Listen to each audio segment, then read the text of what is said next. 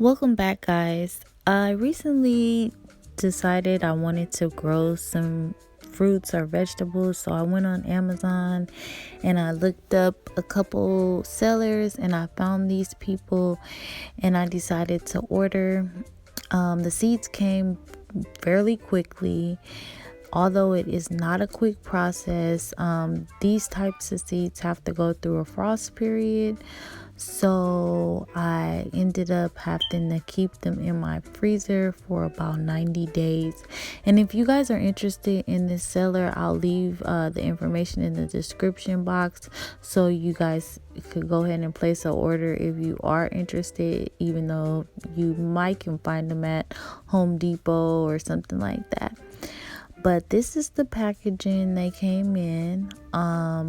I actually got a variety of seeds, although I'm not going to use all of them. I'm just going to attempt the raspberry one and the strawberry ones. So this is the soil I'm going to be using for this. And then I also have my makeshift germination pots for each seed group. I've cut out little irrigation systems so when I water, they can drain. And here I'm just adding the soil. I'm going to end up adding just a little bit more because you want the soil to be pretty deep so your roots can have some room to grow and get strong under there. So I'm just adding that. And then I'm going to take it outside because I'm going to start to add the water. You want to be very generous with the water when you do start this because it's important to have the soil soaked, or how do you say, you want to make sure the water is completely absorbed before you start to add the seeds.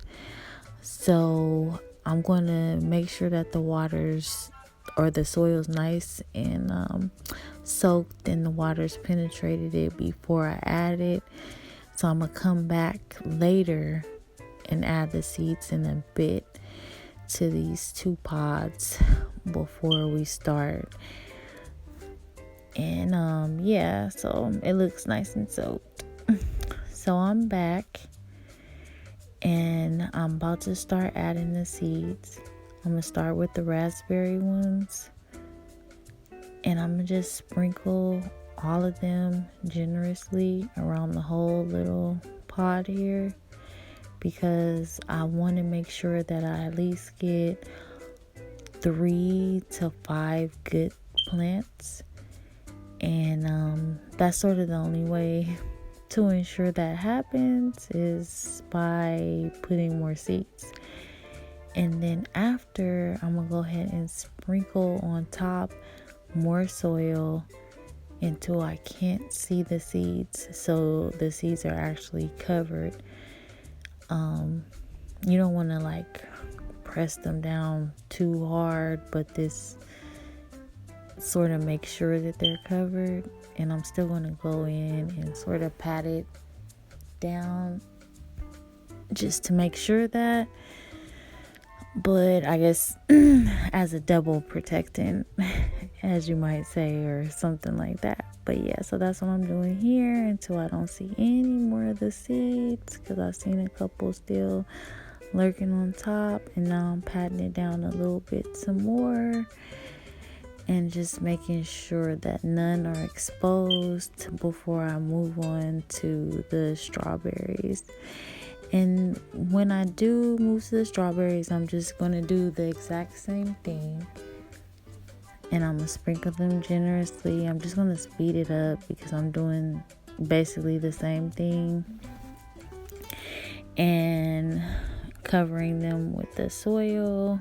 And then I'm going to pat it down as well again. But this is part 1 of this.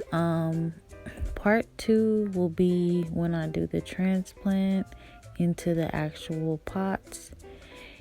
And hopefully we'll have some nice, cool, strong plants to pot. I'm excited. I hope you guys are subscribed and will stick around to see the results.